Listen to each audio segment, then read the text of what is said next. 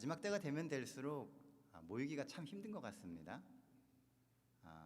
날씨도 날씨지만 또 우리가 계속해서 만나게 되는 환경들이 우리가 모이고 또 신앙하기에 점점 어렵고 힘든 그런 상황들로 우리의 삶을 몰아가는 것 같습니다. 지난 한 주 온 세계는 중국발 신종 코로나 바이러스로 인해서 엄청난 홍역과 혼란을 겪었습니다. 지금도 그렇게 우리는 혼란 중에 있습니다. 온 인류가 두렵고 또한 불안해했습니다. 게다가 세계보건기구에서는 며칠 전 이 사태를 인류의 재앙이라고 말하며 국제 비상사태를 선포했습니다. 정말 우리의 간절한 기도와 우리의 지속적인 관심이 더욱 많이 필요한 시점입니다. 연일 뉴스를 채우는 신종 코로나 바이러스 관련 기사들을 보면서요, 문득 재앙이라고 하는 것에 대해서 좀 묵상을 해보게 되었습니다. 사실 이 재앙이라고 하는 단어는요, 우리에게 매우 익숙한 단어입니다. 다니엘과 계시록을 공부하면서 우리는 재앙에 대해서 얼마나 많이 들었습니까?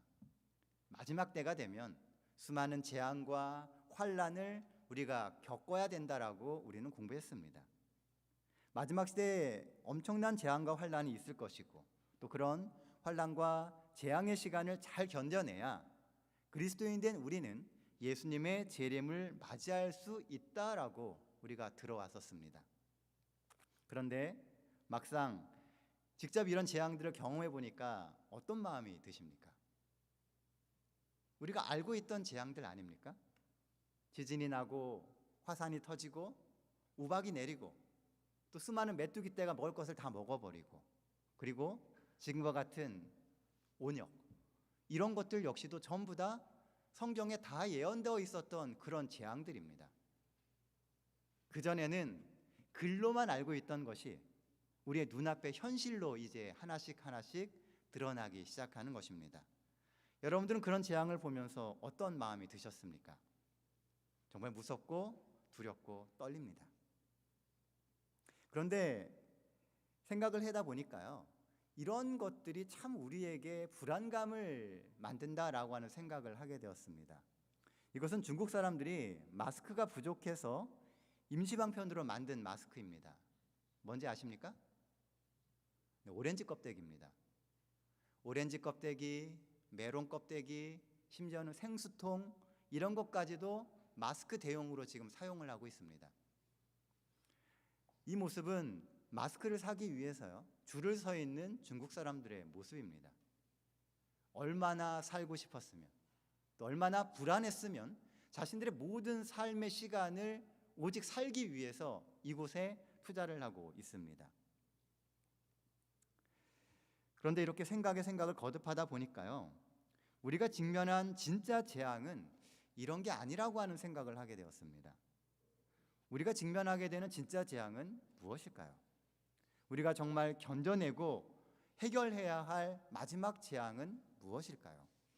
이 시간 말씀을 통해서 함께 그 재앙에 대해서 한번 살펴보게 되길 원합니다. 다 함께 성경 말씀 요한복음 11장 39절로 42절에 있는 말씀 같이 보도록 하겠습니다. 신약성경 요한복음 11장 39절로 42절에 있는 말씀입니다. 39절 말씀은 우리 한 절씩 번갈아 가면서 읽도록 하겠습니다. 39절 말씀은 제가 읽고 40절, 41절은 같이 읽도록 하겠습니다. 40절 말씀은 여러분들 읽어주시고 41절은 제가 읽도록 하겠습니다. 39절입니다. 예수께서 이르시되 돌을 옮겨 놓으라 하시니 그 죽은 자의 누이 마르다가 이르되 주여 죽은 지가 나흘이 되었음에 벌써 냄새가 나나이다. 예수께서 이르시되 내 말이 내가 믿으면 하나님의 영광을 보리라 하지 아니하였느냐 하시니 돌을 옮겨 놓으니 예수께서 눈을 들어 우러러 보시고 이르시되 아버지여 이 말을 내 말을 들으신 것을 감사하나이다. 항상 내 말을 들으시는 줄을 내가 알았나이다. 그러나 이 말씀하옵는 것은 둘러선 무리를 위함이니 곧 아버지께서 나를 보내신 것을 그들로 믿게 하려 함이니이다. 예, 감사합니다. 자, 오늘 본문은 절망의 시간을 보내는 한 가족의 이야기입니다. 우리가 너무나 잘 아는 인물이죠. 부모 없이 살아가는 가난한 3남매 가정에, 그것도 그 집안의 가장 역할을 하던 큰오빠 나사로가 죽었습니다. 그나마 미래를 생각하며 꿈을 부여잡고 살던 그 가족에게 있어서 그나마 부여잡고 있던 미래에 대한 희망을 잃고 하늘이 무너지는 절망 가운데 그렇게 슬픔에 빠져 있는 그 가정의 이야기가 오늘 본문의 이야기입니다. 이젠 모든 것이 끝난 것처럼 보이는 절망과 슬픔의 시간 아닙니까? 이것은 분명 이 가정에 닥쳐온 재앙의 시간입니다. 하지만 이 본문에는 눈에 보이는 그 나사로의 죽음이라고 하는 사건 뒤에 감춰진 진짜 재앙들이 있습니다. 본문에서 살펴볼 수 있는 우리가 직면한 진짜 재앙 첫 번째는 희망을 보지 못하는 재앙입니다. 39절 말씀입니다. 예수께서 이르시되 돌을 옮겨 놓으라 하시니 그 죽은 자의 누이 마르다가 이르되 주여 죽은 지가 나흘이 되었음에 벌써 냄새가 나나이다. 오늘 본문에 보면요, 나사로의 시신에서는 이미 냄새가 났습니다. 무엇 때문에요? 이미 죽은 지 나흘이 지났기 때문입니다. 썩어서 냄새가 나는 나사로에게서 뭘 기대할 수 있겠습니까? 나사로가 과연 살아날 수 있을까요? 이런 와중에 나사로가 살기를 바란다라고 하는 것은 상식적으로 말이 안 되는 것입니다. 우리가 이미 알고 있는 우리의 상식에 의해서는 나사로는 절대 살아날 수가 없습니다. 이것은 상식적으로 바랄 수 없는 것을 바라는 것입니다. 그런데 그 일이 일어났습니다. 죽은 나사로가 살아나는 기적이 일어났습니다. 왜일까요? 왜 나사로가, 그 죽은, 썩어서 나흘이나 지난 그 나사로가 왜 살아났을까요? 어떻게 살아났을까요? 예수님이 그 바랄 수 없는 기적을 간절히 바라셨기 때문에 그렇습니다. 늘 기적을 만드는 믿음은 바랄 수 없는 상황에서도 바라는 믿음입니다. 우리의 상식이나 우리의 생각이나 우리의 경험에 의해서 판단되는 것이 아니고 하나님의 말씀을 믿으며 우리의 삶을 인도하시는 그 하나님을 믿으며 바랄 수 없는 환경에서 바라는 그 믿음이 언제나 기적을 일으키는 것입니다. 요즘 안팎으로 들려오는 뉴스들 때문에 어쩌면 나사로의 가족과 같은 그런 절망과 두려움 가운데 살아가고 있는 분들이 많이 있을 것입니다. 이럴 때 우리에게 필요한 게 무엇입니까? 믿음의 기도입니다. 어떤 분은 그렇게 이야기합니다. 기도한다고 해결이 되냐고. 여러분들 어떻게 생각하십니까? 기도하면 해결이 됩니까? 다들 이렇게 침묵하시네요. 우리의 믿음은 분명히 기도하면 문제가 해결된다고 이야기합니다. 그런데 우리가 쉽게 대답하지 못하는 이유는 우리의 상식과 우리가 알고 있는 경험과 지식을 가지고 먼저 판단하기 때문에 그런 것입니다. 믿음으로 말해야 되는데 우리의 상식이, 우리의 생각이 그 믿음보다 앞서가기 때문에 믿음을 말하지 못한다는 거예요. 믿음의 기도로 이것을 이겨낼 수 있다라고 말해야 되는데 우리는 그렇게 말하지 못한다는 것입니다. 힘들 때일수록 눈을 들어 하나님을 바라보며 믿음의 기도를 드리십시오. 절망 중에 도저히 희망의 지푸라기조차 보이지 않을 때, 바로 지금과 같은 이러한 때에 우리의 기도가 더욱 필요하지 않을까요? 바랄 수 없는 중에 믿음으로 간구하며 드리는 기도가 진짜 믿음의 기도입니다. 그런 믿음이 기적을 만들고 그 믿음이 절망으로 가득 찬 어두운 세상에서 한 줄기 생명의 빛을 비추는 것입니다. 그런데요, 이런 기적은 내게 믿음이 있어도 내가 내 힘으로 일으킬 수 없습니다. 기적은 누가 일으키는 것입니까? 기적은 하나님이 일으키시는 겁니다. 우리의 믿음은 그 기적을 일으키시는 하나님을 믿는 것입니다. 기적은 오직 하나님의 힘으로만 가능합니다. 믿음을 갖고 하나님께 의지해야 우리의 삶에 기적이 일어납니다.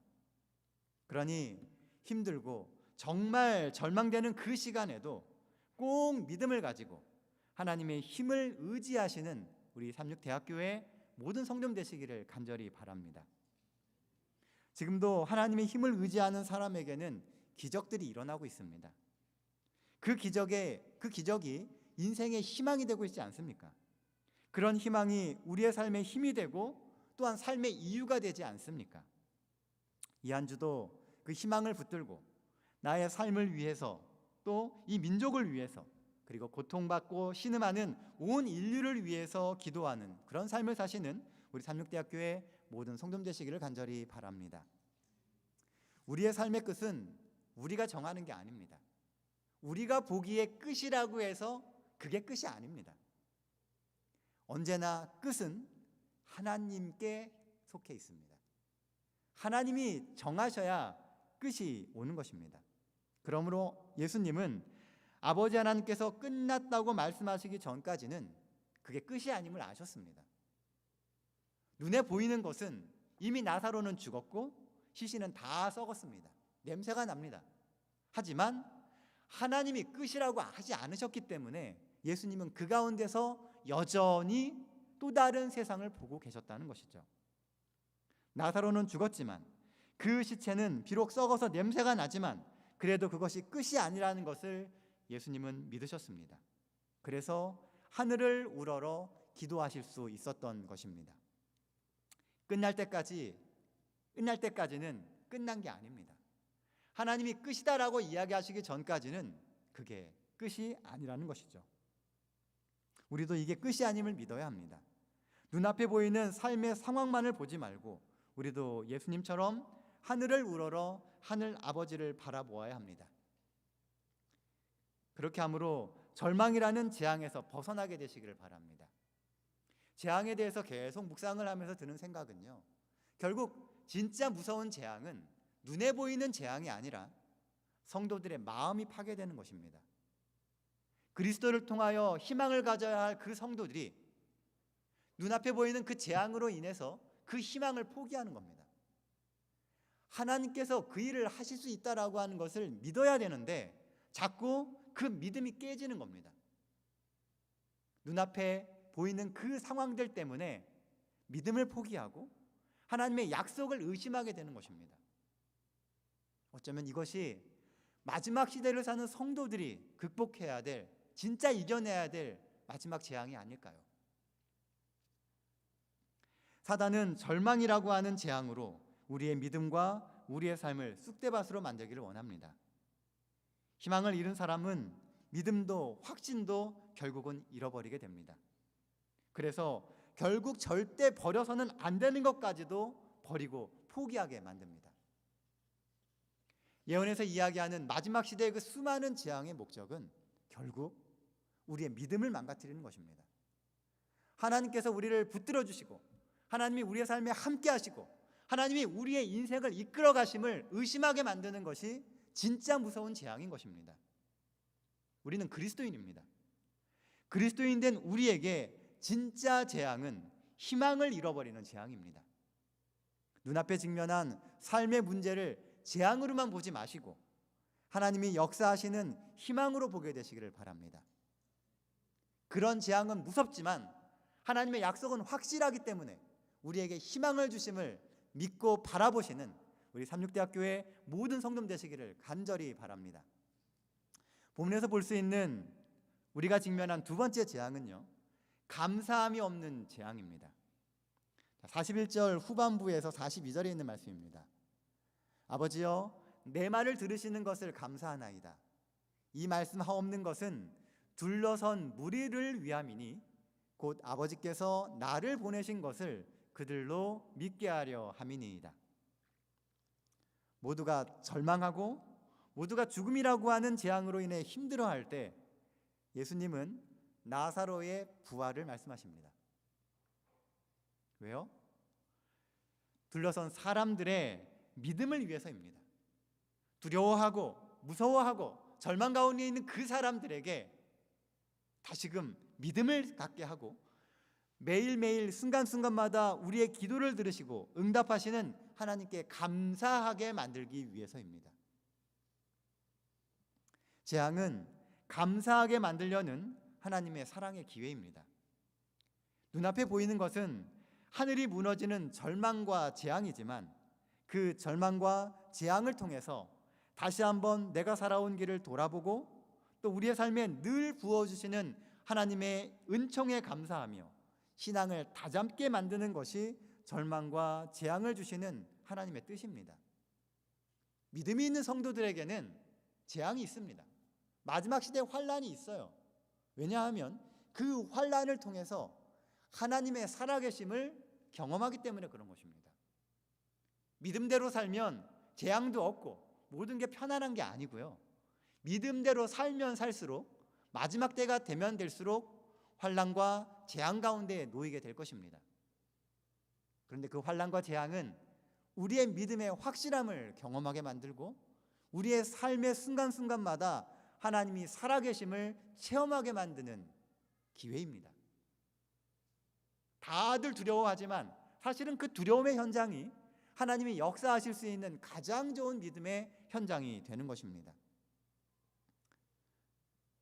시대소망 258페이지에 보면요, 이 상황을 이렇게 기록합니다. 모든 사람들에게 가장 큰 낙담의 순간은 바로 하나님의 도움이 가장 가까이에 있는 때이다. 그들은 저희 길의 어두운 부분을 감사함으로 돌아볼 것이다.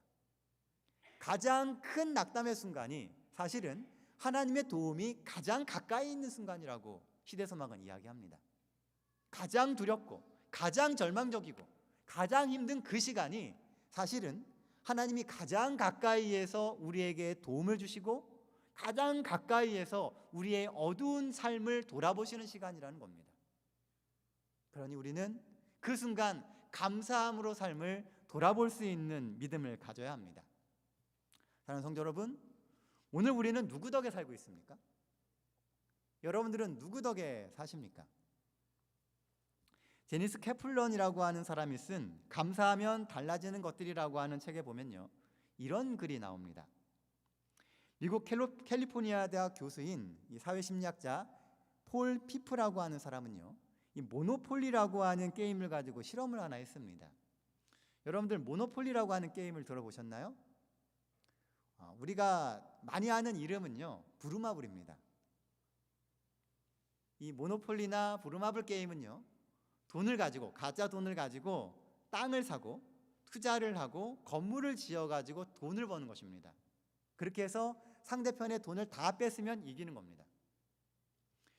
이 모노폴리를 가지고요, 이제 어떤 실험을 했냐 하면, 이 폴 피프 교수는 참가자 가운데 한 사람을 미리 선택하고요, 그 사람은 처음부터 다른 사람보다 2배 많은 돈을 갖고 시작하게 했습니다. 그리고 다른 사람은 이 주사위를 하나를 던져가지고선 이동을 하는데 이 사람은 빨리 이동할 수 있도록 주사위를 2개를 던지게 했습니다. 자, 누가 이겼을까요? 당연히 특권을 가진 이 사람이 이겼습니다. 게임을 하면 할수록 이 사람이 계속 이깁니다. 게임이 끝난 후 이 폴 피프 교수는요, 당연히 이길 수밖에 없는 게임에서 승리한 그 사람에게 질문했습니다. 어떻게 게임을 이겼습니까? 그랬더니 그 사람은 이렇게 대답을 했습니다. 내가 머리를 잘 써서 중요한 땅과 건물을 잘 사서 이길 수 있었습니다. 그런데 놀라운 사실은요, 실험을 계속 해봐도 결과가 똑같았다는 겁니다. 사람은 계속 바뀌는데 그들이 하는 답은 다 똑같더라는 것입니다.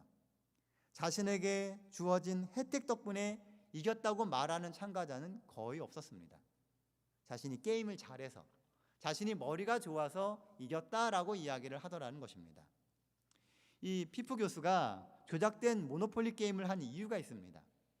그것은 특권층 집안에서 태어난 사람들이 누군가의 도움을 받아서 부자가 됐다는 사실을 인정하지 않으려고 하는 현실을 보여주려고 한 것입니다. 내가 그 비용을 지급했든 지급하지 않았든 내가 누리는 것의 대부분의 것들은 누군가의 수고로 인해 받은 것입니다. 부모의 희생의 결과이고 누군가가 이미 희생해서 이루어 놓은 것에 그저 숟가락만 얹은 경우가 대부분입니다. 오늘 우리가 누리는 그 많은 것들, 사실은요, 예수님의 희생에 의해서 우리가 누리는 것입니다. 예수님께서 그 옛날 우리를 위하여 희생하셨고, 우리를 위해서 돌아가셨고, 우리를 위해서 생명을 버리셨기 때문에 사실은 오늘 우리가 누리는 것입니다. 근데 한번 여러분들 스스로에게 질문해 보십시오. 우리는 얼마나 예수님의 그 희생이 지금 우리가 누리는 것의 이유다라고 생각하며 삽니까? 내가 열심히 살아서, 내가 열심히 능력을 키워가지고 지금 내가 누리고 내가 산다고 생각하고 계시지 않습니까? 같은 책 166페이지에 보면요, 이런 구절이 나옵니다. 삶에서 일어나는 좋은 일들을 당연하게 받아들이지 않는 마음이 감사다. 삶에서 생기게 되는 그 좋은 여러 가지 일들을 당연한 것으로 여기지 않고요, 항상 누군가의 수고를 생각하고 누군가의 희생을 생각한다면 그 마음이 바로 감사의 마음이다라고 이야기하고 있는 것입니다. 내가 누리는 행복과 특권을 당연한 것으로 여기지 않고 늘 겸손하게 사는 마음이 감사입니다. 그런데 언제부턴가요? 사람들의 마음 가운데서 감사가 사라집니다. 마지막 때가 되면 될수록 사람들은 자긍합니다. 내가 잘해서, 내가 능력이 있어서, 내가 열심히 살아서 내가 그리스도인의 삶을 누린다고 생각한다는 것이죠. 오늘 우리는 하나님 덕분에 살고 있습니다. 그러니 하나님 덕분에 사는 삶에 감사하며 살아야 되지 않겠습니까? 하나님 덕분에라고 하는 마음을 품으면 그 모든 것을 내게 주신 하나님께 감사하며 헌신하고픈 마음이 생겨납니다. 혹 우리의 마음 가운데 하나님 덕분이라고 하는 마음이 생겨나지 않는다면 오늘 우리는 우리의 신앙의 문제를 근본적으로 다시 한번 생각해 볼 필요가 있습니다. 우리가 정말 하나님을 믿고 사는 것인지, 아니면 하나님을 믿는 척을 하며 사는 것인지. 감사는 나의 삶을 바꿀 수 있습니다. 예수님의 감사가 죽은 나사로를 살렸듯이 그 감사의 마음은 메마른 우리의 삶의 축복의 통로가 됩니다. 각박해지는 세상 가운데서 성도로서 믿음을 가지고 세상에 영향력을 끼치는 그 힘은 바로 오늘 우리가 하나님 덕분이라고 하는 마음, 하나님께 감사하는 그 마음에서부터 나올 수 있다는 것입니다. 성경을 더 읽어보면요, 결국 나사로의 동생이었던 마리아는 예수님을 위해서 자신의 삶의 전부인 향유옥합을 깹니다. 그 어느 누구도 마리아의 헌신을 예상하지도 못했고 그녀의 헌신을 이해하지도 못했습니다. 그 비싼 향유를 가뜩이나 가난하고 가진 것도 없는 그 사람들이 왜 깨냐는 거죠. 그거 가지고 할 수 있는 게 얼마나 많은데. 하지만 마리아는 그 마음에 감사가 충만해서 자신의 삶의 전부를 드릴 수 있었습니다. 그리고 그 마리아는 현실의 삶 속에서는 가난하고 힘든 것처럼 보였지만 그는 메시아의 죽음을 예비하는 놀라운 역사적 인물이 됩니다. 아마 그녀는 죽을 때까지 하나님이 주셨던, 예수님이 주셨던 그 사랑의 기쁨 가운데서 행복하게 살게 됐을 것입니다. 그리고 사랑과 기쁨의 마음으로 예수님의 마지막 시간을 함께 합니다. 감사로 삶을 채워야 합니다. 그래야 성도로 살 수 있는 힘이 오늘 우리에게 생깁니다. 교회 다닌다고 성도가 되는 게 아닙니다. 성경을 안다고 성도가 되는 게 아닙니다. 성도는 하나님을 믿고 하나님의 은혜에 감사하고 그 감사가 주는 기쁨으로 살아가는 사람이 성도입니다. 혹 요즘 신앙하는 삶이 무미건조하십니까? 재미도 없고 의욕도 없으십니까? 그럼 삶을 한번 돌아보십시오. 나의 삶 속에서 혹시 하나님에 대한 감사가 점점 줄고 있지는 않은지, 하나님이 내 삶에 주시는 그 모든 환경들을 당연한 것으로 여기고 어쩌면 내가 하나님께 예배드려 드리니까 하나님이 당연히 나에게 주셔야 되는 어떤 기브 앤 테이크의 관계로 생각하고 있지 않은지 한번 여러분들의 삶을 돌아보게 되시기를 바랍니다. 감사하지 않는 그리스도인은 시간이 지나면 결국 그 믿음이 메마르게 될 것입니다. 겉으로는 믿음이 좋아 보이고 든든한 신앙인처럼 보이지만 결국 속빈 강정처럼 알맹이 없는 신앙인이 됩니다. 뿌리 뽑힌 나무도 잠시는 푸르르다라고 하는 말이 있습니다. 나무가 뿌리가 뽑혀도요, 당장은 푸른 것처럼 보입니다. 보여주는 푸르름에 자만하면 안 됩니다. 우리의 믿음의 뿌리가 지속적으로 생명력을 받고 있는지, 아니면 이미 뿌리가 뽑혀서 생명의 공급을 받지 못하면서도 잠깐의 그 푸르름의 그 모습으로 겉모습만 잠시 푸르름을 유지하는 것은 아닌지 현실을 직시해야만 합니다. 내가 뿌리가 뽑혔는지, 아니면 그저 예전에 내가 하던 그 신앙의 영향력을 가지고 이미 생명력이 끊겼음에도 불구하고 그 푸르름의 모습만 갖고 살아가는 것은 아닌지 한번 생각해 보게 되시길 바랍니다. 영국의 철학자이자 역사가인 데이비드 휴먼은 이렇게 이야기했습니다. 배은은 사람이 저지를 수 있는 범죄 중에 가장 끔찍하고 부자연스러운 것이다. 은혜를 배신하는 것은 사람이 저지를 수 있는, 인간이 저지를 수 있는 가장 끔찍하고 부자연스러운 범죄라고 이야기합니다. 로마 시대의 철학자인 세네카는요, 배은은 역겨움이다라고 이야기합니다. 은혜를 배신하는 것만큼 역겨운 게 없다고 이야기를 해요.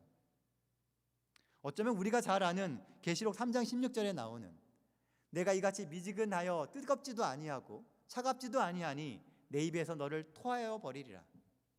이 말씀이 감사함을 잃고 주님이 주시는 생명력을 잃어버려서 신앙의 기쁨을 잃어버린 교회에 대한 하나님의 역겨움의 표현은 아닐까요?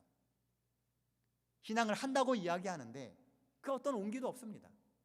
뜨거움도 없고 열정도 없고 그저 머리로 아는 그 하나님만 여전히 껍데기만 붙들고 사는 그런 그리스도인에 대한 하나님의 역겨움의 표현이 어쩌면 토하여 버리리라 라고 하는 말씀이 아닐까라는 생각을 하게 되었습니다. 우리의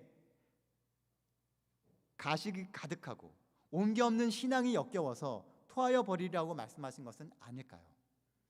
그러니 오늘 내 삶에 주시는 하나님의 은혜를 세워보십시오. 그리고 감사하게 되시길 바랍니다.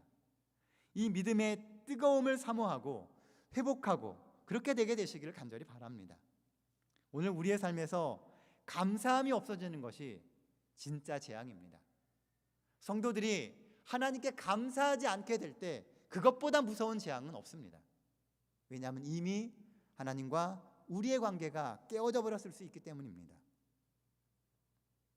눈앞에 신종 코로나 바이러스라고 하는 재앙이 아니라, 세계 경제의 폭락이 재앙이 아니라 감사함을 잃은 그리스도인의 삶이 진짜 재앙입니다. 오늘 하나님이 주시는 그 은혜에 감사하십시오. 하나님만이 우리의 삶을 바꾸실 수 있습니다. 온 인류의 미래는, 우리의 미래는 하나님께 달려 있습니다. 우리가 겪는 이 힘듦의 시간은 곧 지나갈 것입니다. 우리를 슬프게 하는 고통의 경험들도 시간이 지나면 또한 지나갈 것입니다. 하지만 그런 힘듦과 고통의 의미와 교훈은 결코 놓쳐서는 안 됩니다. 어렵고 갑갑한 시간일수록 눈을 들어 하늘을 바라보십시오. 이 시간 우리의 기도가 하늘에 닿을 수 있도록 하나님을 더욱 간절히 구하게 되시기를 간절히 바랍니다. 그래야 재앙과 시련의 시간을 통해서 우리가 하늘 성도로 준비되는 것입니다. 우리가 겪는 이 시련의 시간들, 재앙의 시간들은 마지막 때를 향하여 준비되어져 가는 마지막 남은 무리로서의 삶을 준비하는 시간들입니다. 믿음을 다잡으십시오. 이럴 때일수록 믿음으로 굳게 서시고 기도하시고 우리의 믿음이, 우리의 기도가 세상을 바꿀 수 있음을 보여주게 되시기를 간절히 바랍니다. 늘 희망과 소망을 품고 사십시오. 그리고 감사함으로 예수님의 재림을 고대하며 살아가게 되시길 바랍니다.